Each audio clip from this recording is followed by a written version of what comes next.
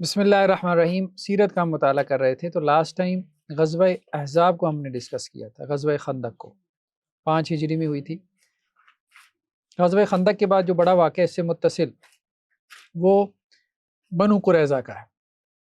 غزوہ بنو قریظہ کہتا ہے یہود کے 3 قبیلے تھے۔ پہلے بنو قینقاع نکالا گیا بدر کے بعد کیونکہ انہوں نے معاہدے کی خلاف ورزی کی، پھر بنو نذیر احد کے بعد نکالے گئے، اور تیسری بڑی جنگ احزاب کی تو اس کے بعد بنو قریظہ کو بھی یہاں سے نکال دیا گیا۔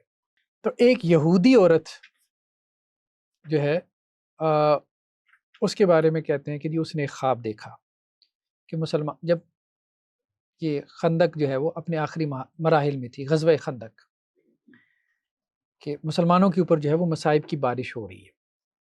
پھر اس کے بعد اس نے دیکھا کہ خندق جو ہے وہ خالی پڑی ہے، وہاں پر کوئی بھی نہیں ہے۔ پھر اس نے دیکھا کہ مسلمانوں نے یہود کا محاصرہ کیا ہوا ہے، اور پھر یہ دیکھا کہ انہوں نے یہود کو بھیڑ بکریوں کی طرح کاٹ دیا۔ تو اس نے یہ خواب جو ہے وہ بیان کر دیا اپنے بنو قریظہ میں کہ میں نے یہ خواب دیکھا ہے۔ اچھا، اس سے یہ بھی بات پتہ چلتی ہے کہ خواب نان مسلم کا بھی سچا ہو سکتا ہے۔ بہت سارے لوگ آپ دیکھیں کہ وہ خواب دیکھ کے اسلام لے آتے ہیں، مطلب ضروری نہیں کہ ایک مسلمان کا خواب بھی سچا خواب ہو، غیر مسلم کا خواب بھی سچا ہو سکتا ہے۔ ہاں، سائنٹیفک سولوشن نہیں، بہت سارے لوگوں کو یہ بات ٹھیک ہے، سائنسدانوں کو خواب میں جو ہے وہ رہنمائی ملتی ہے۔ ہیں وہ امتحان کے پیپر صحیح۔ تو خیر بنو قریظہ کو جو ہے وہ شدید خوف نے نا گھیرے میں لے لیا، مطلب اب انہیں احساس ہو گیا کہ ہم سے غلطی ہوئی ہے، ہم نے جو معاہدہ توڑ دیا تھا۔ روایات میں آتا ہے کہ حضرت جبریل علیہ السلام آئے، آپ صلی اللہ علیہ وسلم گھر پہنچی تھی، اسلحہ اتارا تھا، آپ نے غسل وغیرہ کیا، تو اس کے بعد جو ہے وہ حضرت جبریل علیہ السلام آ گئے کہ ابھی فرشتوں نے ہتھیار نہیں اتارے۔ تو اللہ کے رسول صلی اللہ علیہ وسلم نے کہا کیا معاملہ ہے؟ بنو قریظہ کا محاصرہ کرنا ہے، اللہ کا حکم یہی ہے۔ تو پھر آپ صلی اللہ علیہ وسلم نے منادی کروا دی۔ تو یہاں بھی وہ واقعہ معروف ہے نا کہ منادی کرنے والے نے کہا کہ جی اللہ کے رسول نے کہا کہ عصر کی نماز بنو قریظہ کی بستیوں میں جا کے پڑھنی ہے۔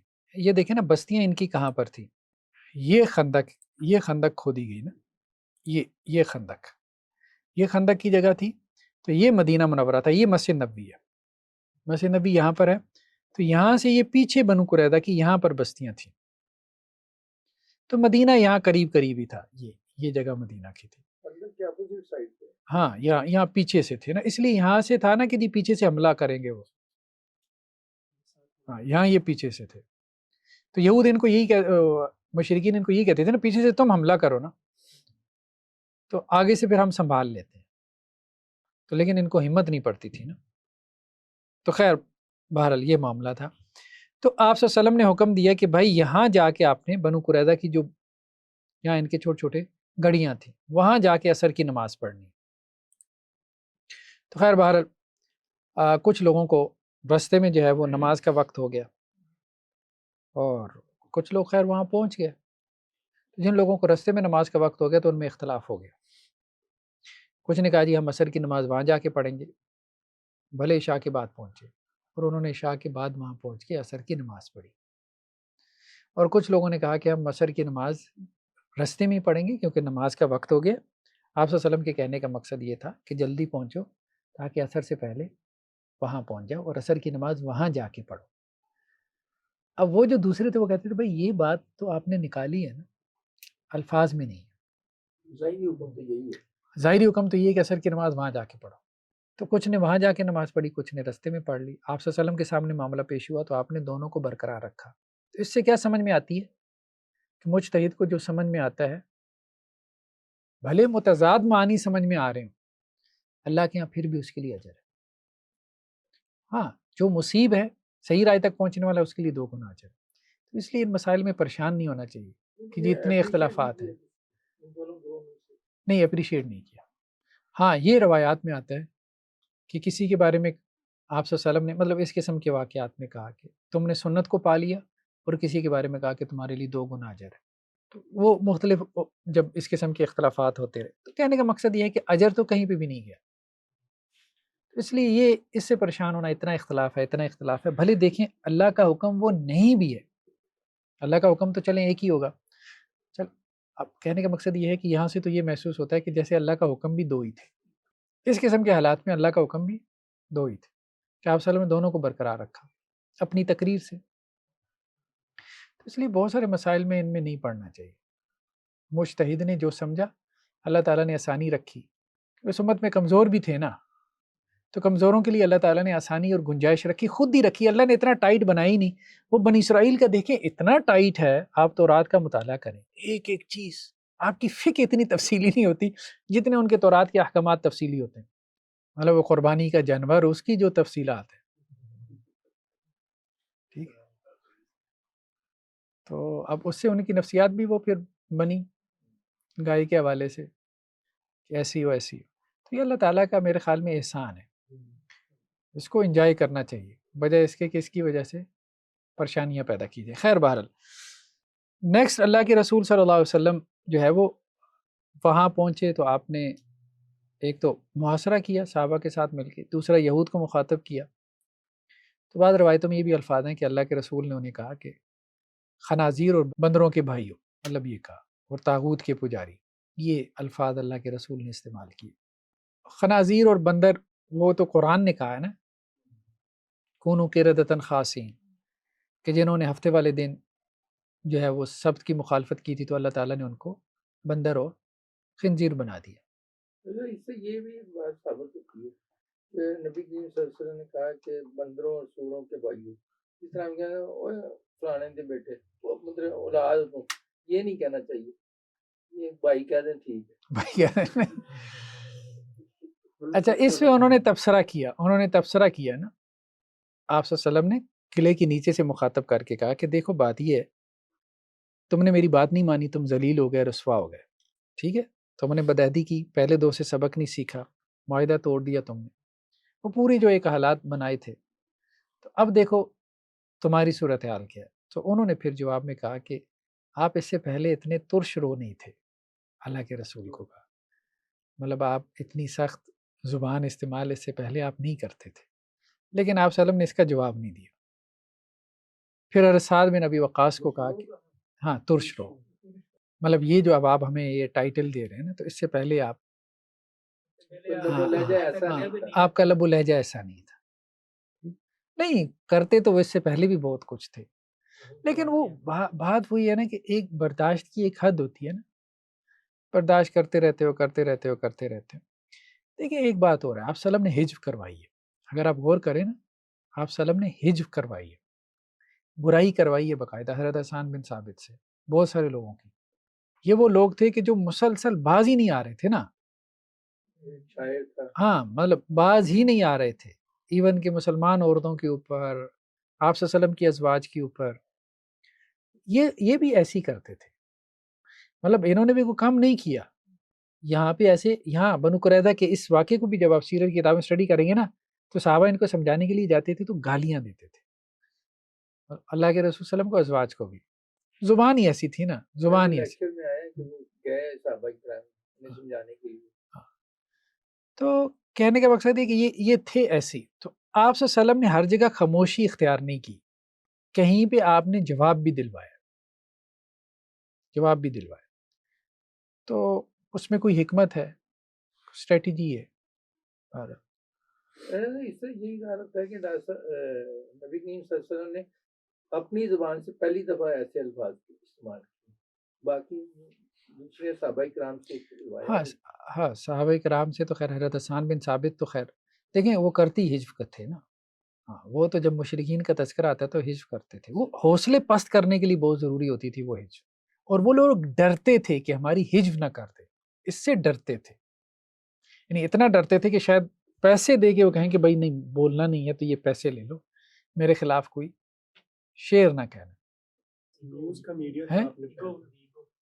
نہیں میڈیا تھا نا، اور وہ شعر باقی رہ جاتا تھا، جنگل میں آگ کی طرح پھیل جاتا تھا، وائرل ہو جاتا تھا. تو پروپوگنڈا وار تھی ایک. تو آپ صلی اللہ علیہ وسلم نے، اب دیکھیں اس وقت کا آپ کہہ رہے ہیں سوشل میڈیا تھا، تو آپ صلی اللہ علیہ وسلم نے اس کو ایک وار کی طرح لیا، ایک جنگ کی طرح اس کو لیا. سوشل میڈیا وار کا بھی سوشل میڈیا پہ آواز اٹھانے کا. ہاں تو خیر بہرحال ایک تو انہوں نے یہ بات کی. پھر آپ صلی اللہ علیہ وسلم نے سعد بن ابی وقاص کو کہا، وہ تیر انداز تھے اچھے، اور تیر اندازوں کی عام طور پہ جو کمانڈ ہوتی تھی ان کے پاس ہوتی تھی. تو آپ نے کہا کہ تیر اندازی کرو، تو انہوں نے تیر اندازی کی. پھر وہاں یہود کی طرف سے تیر اندازی ہوئی. خیر بہرحال یہ پہلا دن تو اسی طرح سے گزر گیا. رات کو صحابہ کرام نے کھانا وانا کھانے میں کیا کھجور ہوتی تھی عام طور پہ، گندم وغیرہ تو تھی نہیں. سنگ باری بھی کی مسلمانوں نے، کوئی شاید منجنیک وغیرہ ٹائپ کوئی آلہ ہوگا، تو پتھر کے پھینک کے نا وہ قلعے کی دیواروں میں شگاف کرنے کی کوشش جو ہے وہ کی جاتی تھی. تو ان میں ایک شخص تھا، اس کا نام تھا عمر بن سودا، یہود میں. اس نے کہا دیکھو بات یہ ہے، ایک ہی صورت ہے، سارے بچ سکتے ہیں، اسلام لے آؤ. محمد صلی اللہ علیہ وسلم اسلام لانے والے کو کچھ نہیں کہتے، اور بات بھی ٹھیک تھی، اسلام پچھلے گناہوں کو معاف کر دیتا ہے. تو اس نے کہا یار ابھی بھی بچ سکتے ہو، مارے جانے سے تو بہتر ہے اسلام قبول کر لیتے ہیں. تو انہوں نے کہا نہیں، یہ تو نہیں، یہ تو ہم نہیں کرنے والے کہ موسیٰ اور تورات کے دین کو چھوڑ دیں. اس نے کہا پھر دوسرا ہی ہے، ہتھیار ڈال دو، کہو کہ جی جزیہ لے لیں ہم سے.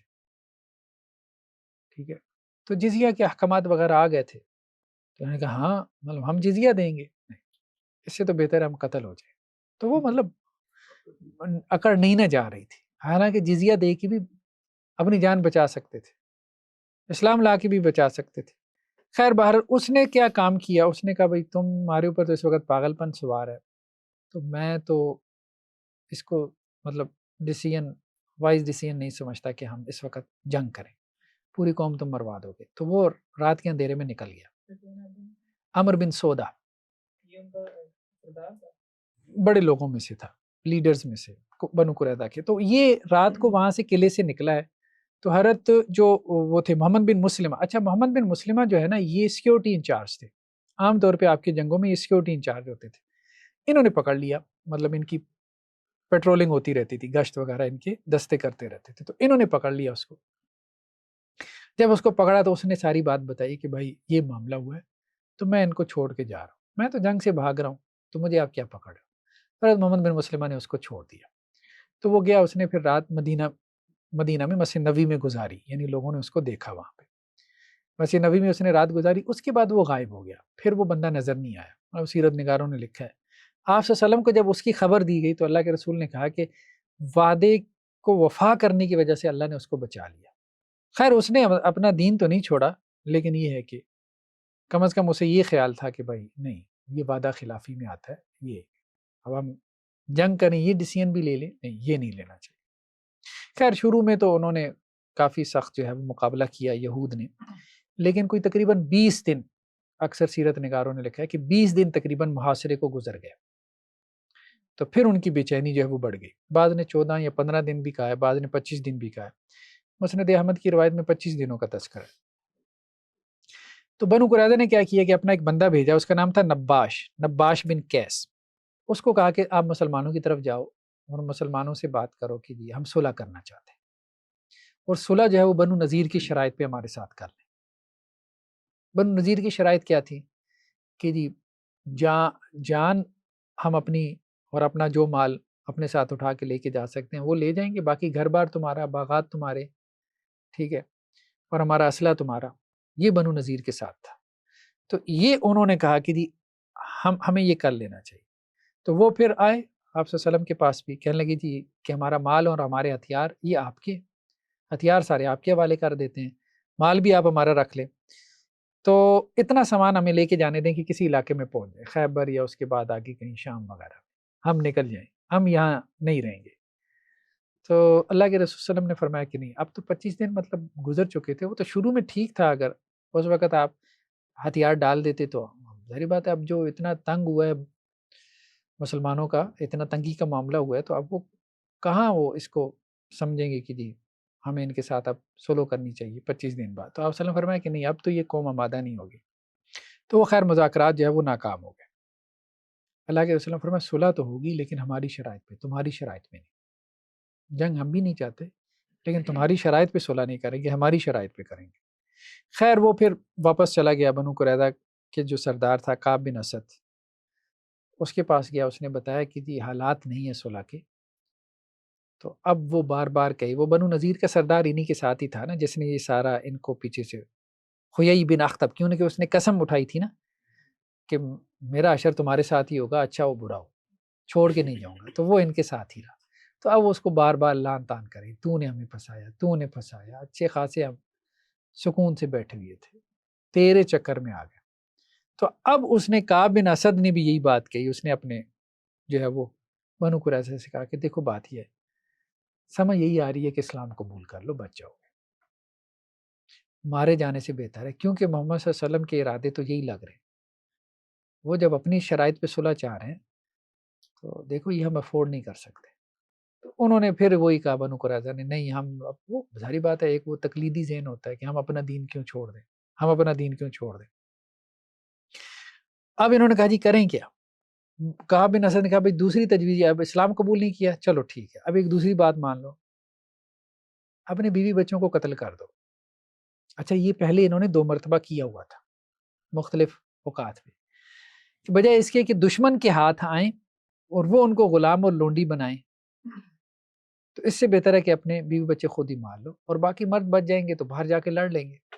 یہ برداشت نہیں ہوگا کہ وہ ہماری بیوی بچے غلام بنا لیے، اسیر بنا لیے اور بازاروں میں جا کے بکے۔ اب ان میں بزدلی وغیرہ تو تھی، انہوں نے کہا نہیں بھائی، اس پہ اور بھی لوگ بول پڑے کہ بھائی ان کا کیا قصور ہے، بیوی بچوں کا کیا قصور ہے کہ ہم ان کو اس آزمائش میں ڈالیں۔ خیر وہ بھی جو ہے وہ معاملہ ایسے ہی چلا گیا۔ پھر اس نے کہا کہ جی تیسری تجویز یہ ہے کہ ہفتے والے دن اکٹھے نکل کے حملہ کر دو مسلمانوں پہ، کیونکہ مسلمان ہفتے والے دن جو ہے وہ امید ہی نہیں کر رہے ہوں گے، کیونکہ ہفتے والا دن ان کا عبادت کا دن تھا، مسلمانوں کو پتہ تھا مدینہ میں رہتے تھے کہ ہفتے والے دن یہ لڑائی کے قائل نہیں۔ اب انہوں نے کہا نہیں نہیں نہیں، وہ بھی ان کے اندر ڈر اور خوف تھا کہ وہ ہفتے والے دن جنہوں نے خلاف ورزی کی تھی اللہ نے انہیں، یعنی اللہ کے نبی کو نہیں مانا، اس کا ڈر خوف نہیں تھا، وہ ہفتے والے دن کا ڈر اور خوف تھا۔ ہاں وہی تواہم پرستی اسی کو کہتے ہیں نا، اللہ تعالیٰ نے ان کے دل میں یہ اللہ نے ڈر خوف ڈالا ہوا تھا، لیکن ویسے وہ کرتے بھی نہیں تھے۔ اس سے پہلے بھی احزاب کے موقع پہ بھی پیچھے سے حملہ کرنے کی جب بات ہوئی تھی، خویی بن اخطب نے یہی کہا تھا ابو سفیان کو بھائی ہفتے کا دن ہے، اور وہ نہیں کرتے، حملہ نہیں کرتے، اور بہت کچھ کر لیا وہ ہفتے کے۔ وہ یہی جو حضرت عیسیٰ علیہ السلام کہتے تھے نا کہ مچھر چھانتے ہو سموچے اونٹ نکل جاتے ہو، اللہ کے نبی کی قتل کی سازش کر لی تم نے، ٹھیک ہے، اور بہت کچھ کر لیا، اب یہ ہے کہ ہفتے والے دن جو ہے وہ ہم نے کوئی کام نہیں کرنا۔ خیر وہ اس پہ بھی تیار نہیں ہے کہ ہفتے کے دن کی ہم حرمت پامال نہیں کر سکتے، وہ بھی معاملہ جو ہے وہ۔ اب یہود نے کہا کہ ایسا کرتے ہیں کہ اب ہمارے حلفاء تو موجود ہیں، حلیف اوس جو ہے، بنو قریظہ اوس کے حلیف تھے نا، اور بنو قینقاع اور بنو نذیر خزرج کے حلیف تھے دور جاہلیت میں، تو انہوں نے کہا دور جاہلیت میں جو ہمارے حلیف تھے ان کو بلواتے ہیں، ان سے مشورہ کرتے ہیں۔ تو اوس میں سے ایک جو ان کے لیڈرز میں سے تھے ابو لبابہ، تو یہود نے پیغام بھجوایا کہ ابو لبابہ کو بھجوا دیں، تو آپ وسلم کو پیغام ملا، تو اللہ کے رسول نے ابو لبابہ کو بھیج دیا کہ جاؤ جا کے دیکھ کے آؤ کیا کہتے گئے۔ تو ابو لبابہ چلے گئے۔ ابو لبابہ کہتے ہیں کہ جب میں وہاں پہ پہنچا ان کے قلعے میں، تو وہ بچے اور عورتیں تاڑے مار مار کے روئیں، اور مجھے ان کو دیکھ کے جو ہے وہ ترس آ گیا، مطلب میری تو اپنے اوپر رقت طاری ہوگی، میں تو خود رونا شروع ہو گیا ان کے ساتھ۔ تو اب وہ مجھے کہیں کہ ہمارے ساتھ کیا ہوگا، تو مجھے اور کوئی سمجھ میں نہیں آئی، تو میں نے ایسے اشارہ کر دیا سارے مارے جاؤ گے، ٹھیک ہے۔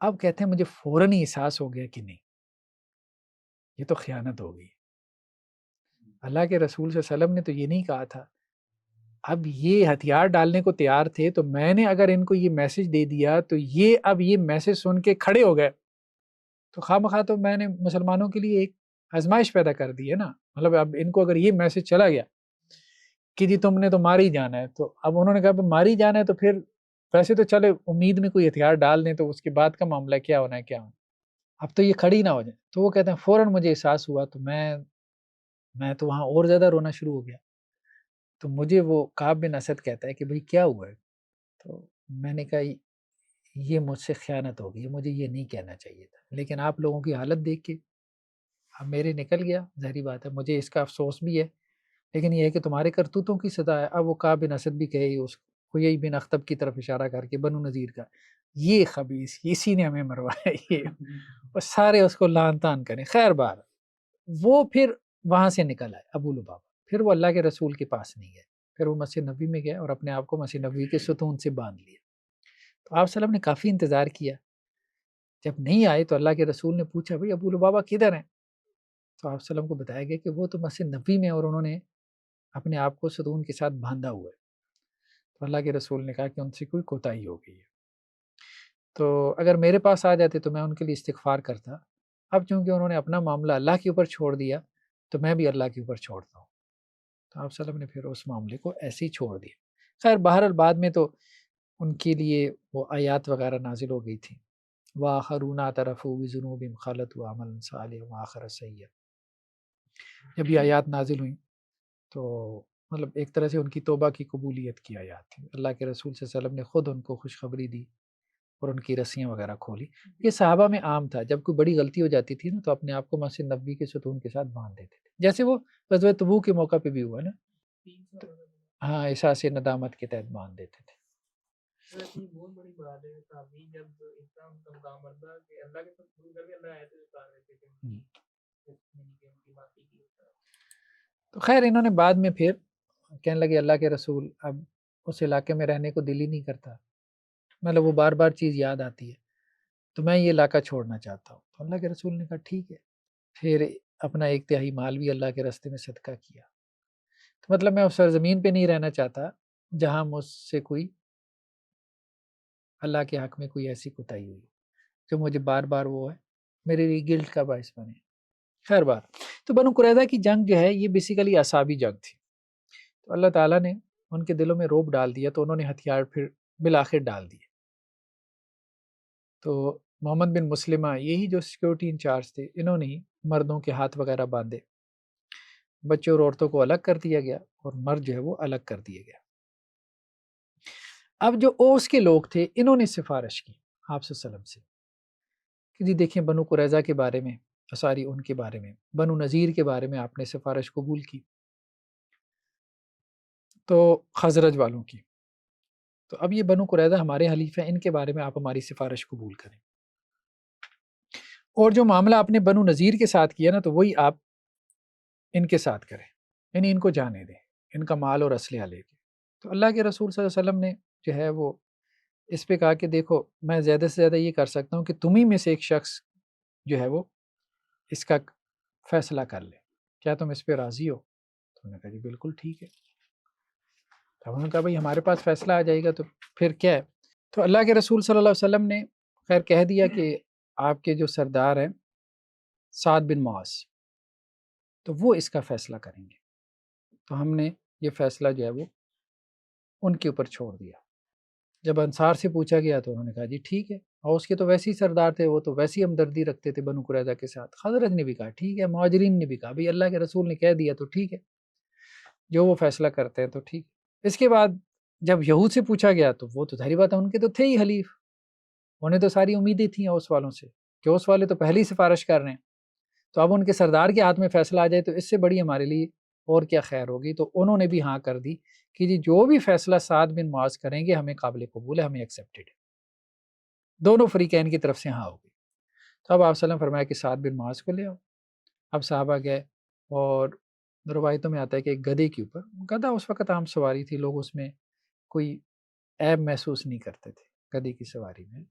چمڑے کا تکیہ وغیرہ رکھا، اس پہ ان کو بٹھایا چونکہ وہ زخمی حالت میں تھے نا.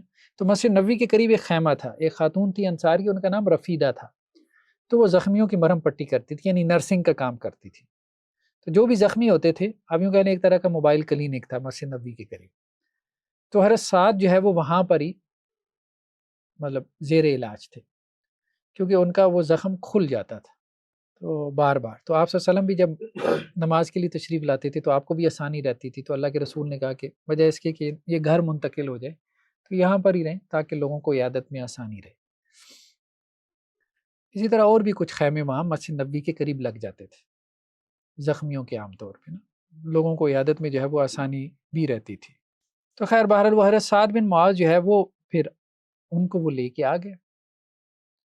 حضرت سعد بن معاذ نے آ کے جو ہے وہ اب راستے میں بھی بلکہ آتا ہے کہ بنو عبد اشہل کے لوگ بار بار، انصار میں سے ایک خاندان تھا، وہ حضرت سعد سے پوچھیں کہ جی آپ کو لے کے جا رہے ہیں اللہ کے رسول کے پاس، تو اب آپ نے جو ہے نا وہ اپنے خلفاء کا خیال رکھنا ہے، جیسے خزرج والوں نے کیا تھا، تو آپ نے نرم فیصلہ کرنا ہے۔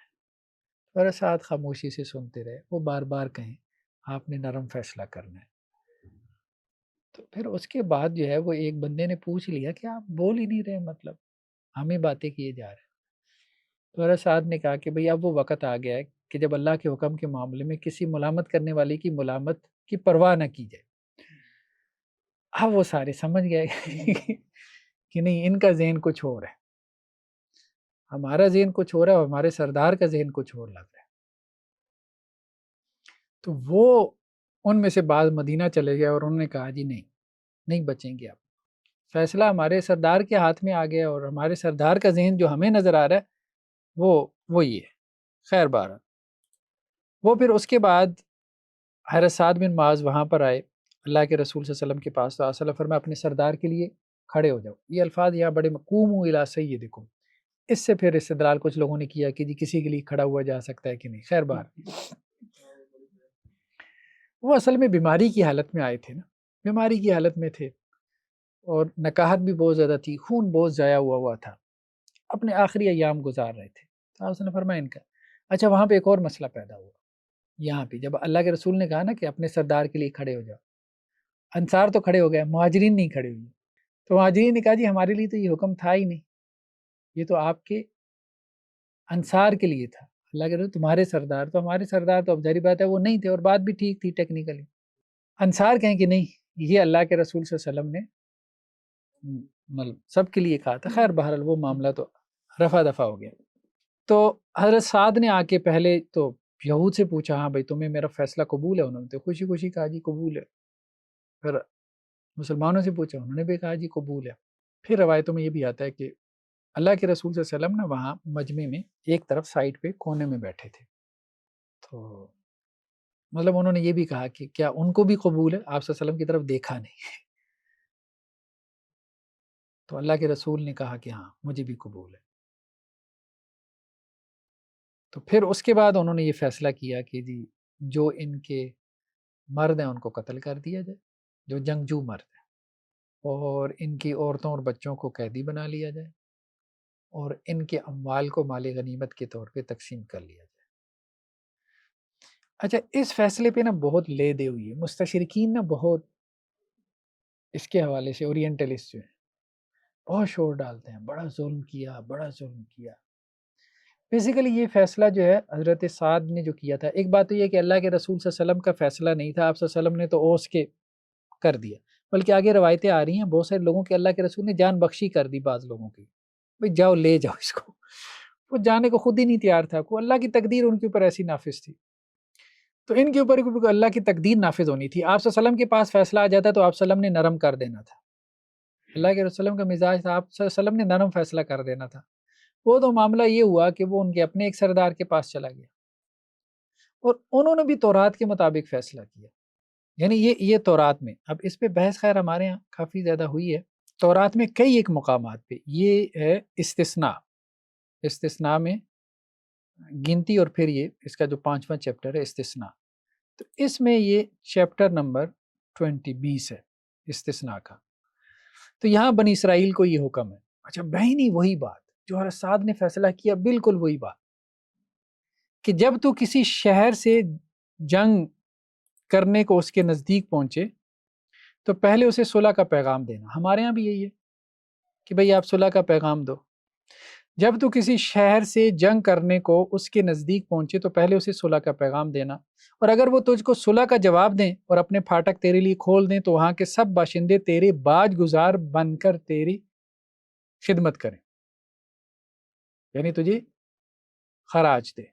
وہی جو بات ان میں آپس میں ہوئی تھی کہ بھئی ہم جزیہ دے دیں، اور اگر وہ تجھ سے صلح نہ کرے بلکہ تجھ سے لڑنا چاہے تو تو اس کا محاصرہ کرنا،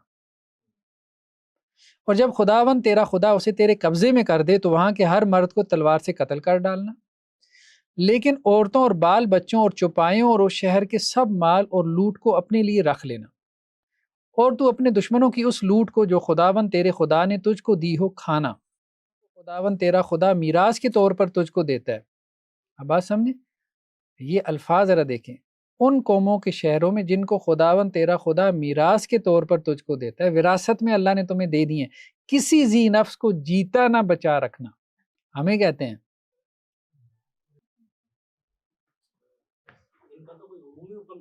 ہاں مار دو. آگے یہی ہے، بلکہ تو ان کو یعنی ہتی، یہ ساری قوموں کے نام، اموری، کنانی، رزی، حوی، یبوسی قوموں کو جیسا خداوند تیرے خدا نے تجھ کو حکم دیا بالکل نیست کر دینا، تاکہ وہ تم کو اپنے سے مکروہ کام کرنے نہ سکھائیں. مطلب سارے ختم کر دو نا جتنے خبیث ہیں، سب قومیں، وہ جیسے کہ جینوسائیڈ ختم کر دو، کیونکہ یہی تو تمہیں شرک سکھاتے ہیں نا، تو یہ ساروں کو ختم کر دو جو انہوں نے اپنے دیوتاؤں کے لیے کیے ہیں، اور یوں تم خداوند اپنے خدا کے خلاف گناہ کرنے لگو. ٹھیک، تو یہ اب مطلب اصل میں تو یہ ہے، اب اس کے اوپر کوئی نہیں بولتا. ہمارے ہاں تو پھر وہ معاملہ جزیے کا ہے. ٹھیک ہے، تو یہاں تو جزیہ جو ہے، جزیہ ایک خاص طرح کی قوموں کے لیے ہے نا. کچھ قومیں تو ایسی ہیں یا کچھ شہر ایسے ہیں کہ علاقے ایسے ہیں جو اللہ نے ان کو وراثت میں دے دیے. ٹھیک ہے، تو وہاں تو جزیہ کا بھی کانسیپٹ نہیں ہے، وہاں یہ ہے کہ بندہ ہی مارو.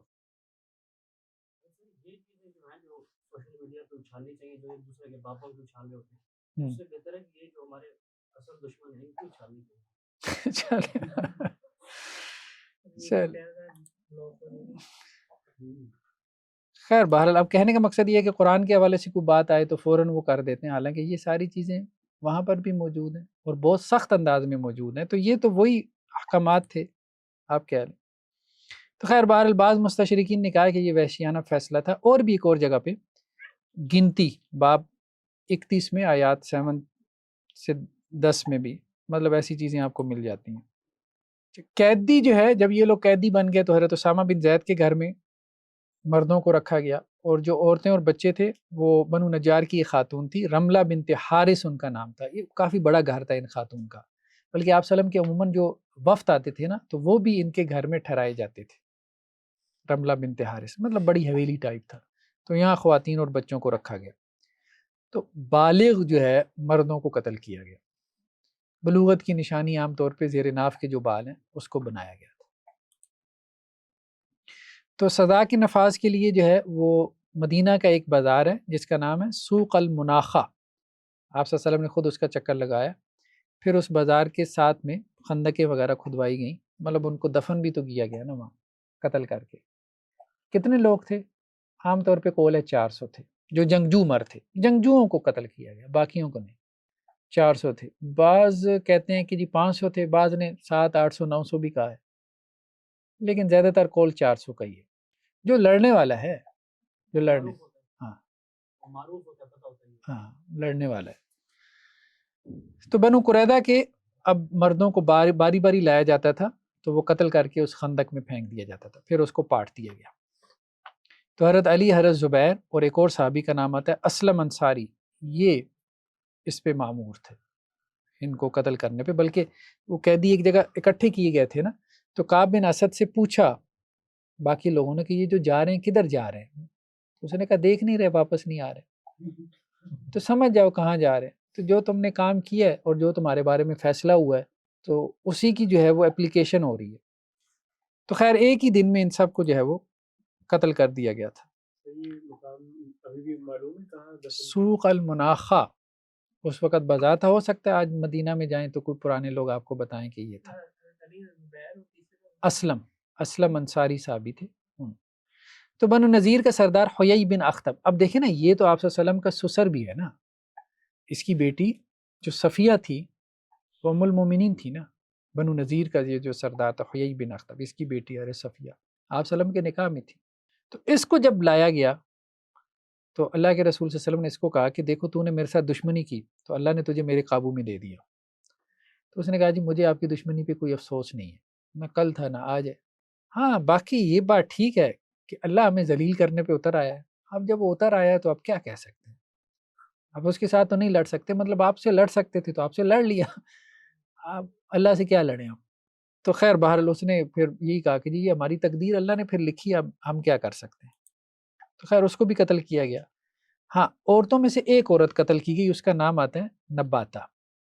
نباتہ کا بھی مسئلہ یہ تھا کہ یہ بنو نذیر میں سے تھی، اس کی شادی جو ہے بنو قریظہ میں ہوئی تھی، ایک شخص اس کا نام حسن تھا۔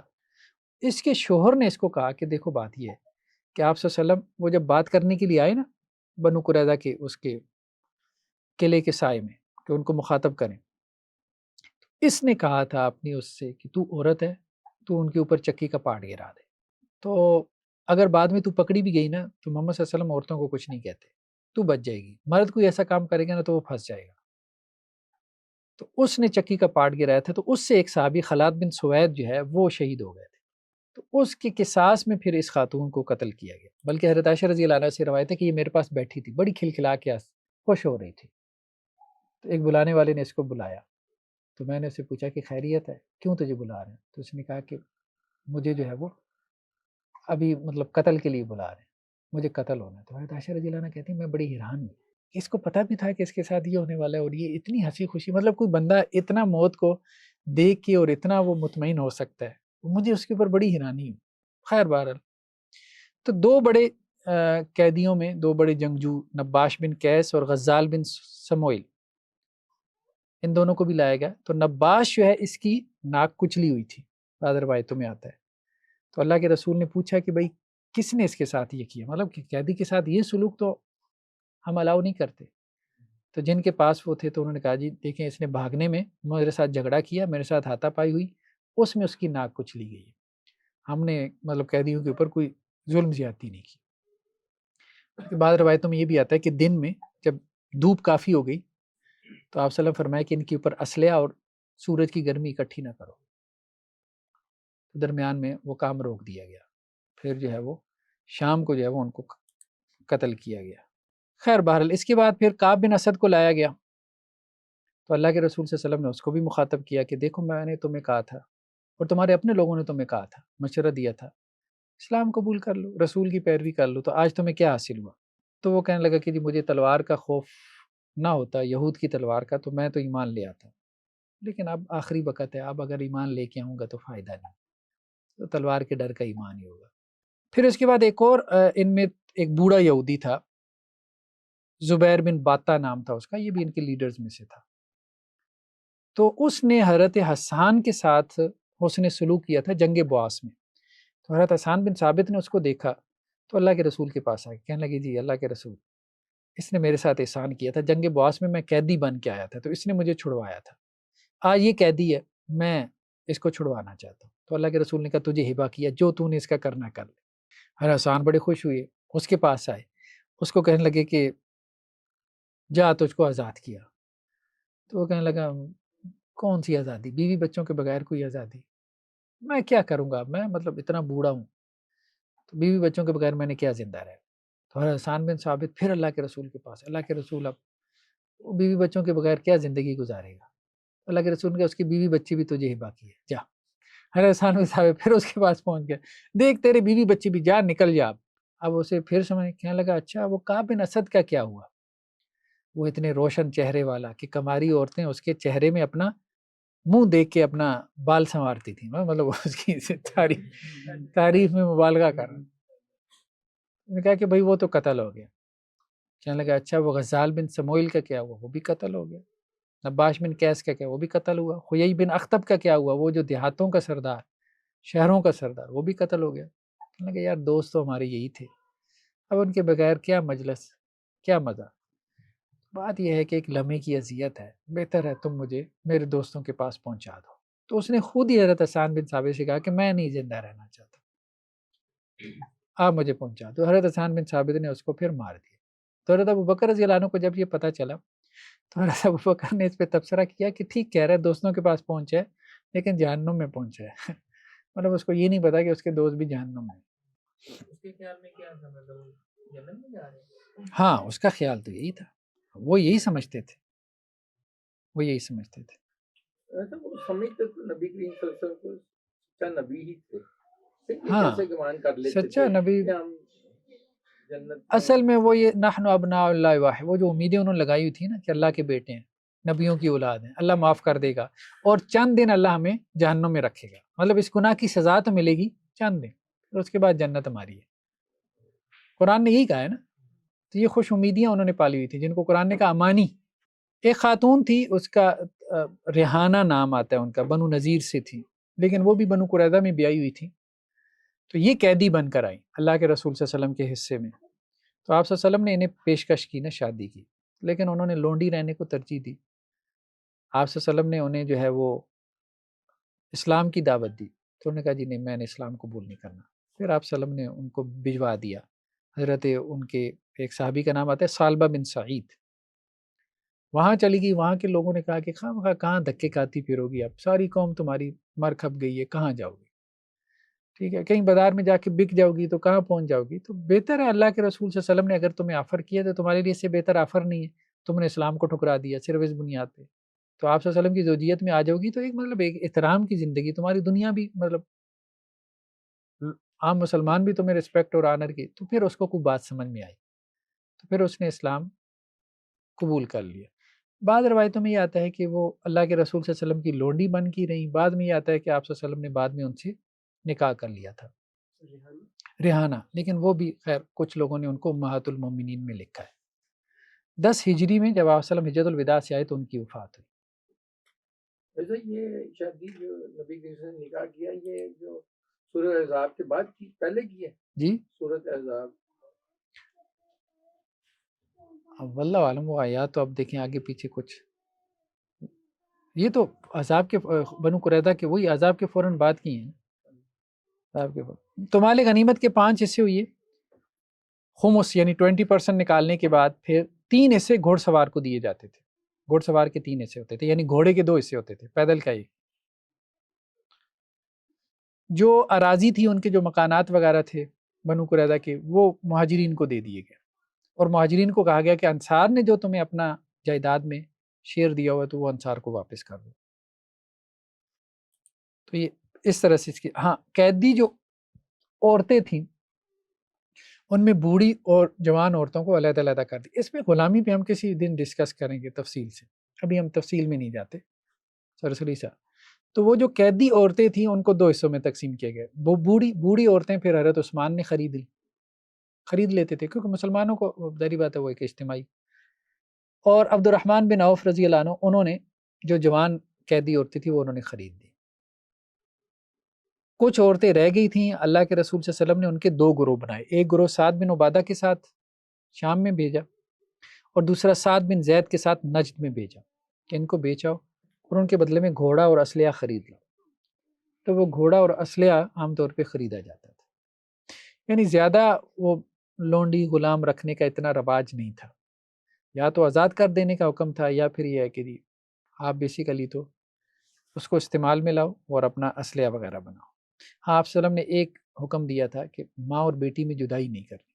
حضرت سعد بن معاذ کی بھی اس کے بعد خیر وفات ہوئی, اس کا بھی تذکرہ میں ملتا ہے. ان کا زخم کھل گیا تھا, کہا جاتا ہے کہ وہ ایک بکری آئی, اس نے پاؤں مارا تو ان کا زخم کھل گیا, اس کے بعد ان کی اس سے وفات ہو گئی تھی. تو اللہ کے رسول صلی اللہ علیہ وسلم نے جو ہے وہ خود ان کا جنازہ جو ہے وہ, وہاں صحابہ نے کہا کہ ہم نے ان کا جنازہ اٹھایا ہوا تھا تو بہت ہلکا تھا, تو ہم نے اللہ کے رسول سے تذکرہ کیا, اتنا ہلکا جنازہ ہم نے دیکھا نہیں. تو آپ صلی اللہ علیہ وسلم فرمایا کہ فرشتوں نے بھی تمہارے ساتھ اٹھایا ہوا تھا. بلکہ بعض روایتوں میں یہ بھی ہے کہ 70,000 فرشتے میں نے دیکھے جو سعد کے جنازے میں شریک ہوئے. ہاں صحیح روایت ہے. بلکہ یہ بھی روایتوں میں آتا ہے کہ سعد کی شہادت سے یا وفات سے اللہ کا عرش ہل اٹھا, لیکن اس کے باوجود قبر نے ان کو بھیجا. اور آپ صلی اللہ علیہ وسلم فرمایا کہ اگر کسی کو استثناء حاصل ہوتا تو سعد کو استثناء ہوتا. یعنی قبر ایک دفعہ تو انسان کو اس کی حقیقت یاد کرواتی ہے. اگرچہ بعض لوگوں نے اس کی کچھ اور بھی توجیہ کی ہے واللہ عالم, لیکن بہرحال 37 برس عمر تھی, زیادہ عمر نہیں تھی ان کی, 37 میں فوت ہوئی. حضرت ابو سعید خدری رضی اللہ عنہ کہتے ہیں کہ میں حضرت سعد کی قبر کھودنے والوں میں سے تھا, اور جتنا نیچے کھودتے تھے تو اتنی خوشبو آتی تھی, کستوری کی مہک آتی تھی. بلکہ ایک اور روایت میں, یہ تو میرے خیال میں شاید صحیح بخاری کی روایت ہے, کہ آپ صلی اللہ علیہ وسلم کو ایک ریشمی کپڑا ہدیے میں ملا, تو کچھ صحابہ نے اس کو دیکھا اور کہا کہ مطلب کپڑا کم تھا عرب میں, بہت ہی نرم ملائم کپڑا ہے. تو اللہ کے رسول نے کہا کہ اگر تم سعد کا رومال دیکھ لو جو جنت میں اللہ نے ان کو دیا ہے تو اس سے کہیں زیادہ نرم اور ملائم. مطلب آپ صلی اللہ علیہ وسلم نے ان کو جنت کی بشارت دی. چلیں جی, اتنا ہی کافی ہے میرے خیال میں. کنفرمیشن دے دی. ہاں, وہ رومال مل گیا جنت. سبحانک اللہم و بحمدک نشہد ان لا الہ الا انت. ناظرین السلام علیکم ورحمۃ اللہ وبرکاتہ. مسجد الرحمن اینڈ کمیونٹی سینٹر کے تحت ہمارے بہت سے پروجیکٹس چل رہے ہیں. اس میں ویلفیئر کے پروجیکٹ ہیں جیسے کہ راشن پروگرام ہے, اسی طرح سے medical camps, monthly medical camps لگائے جاتے ہیں.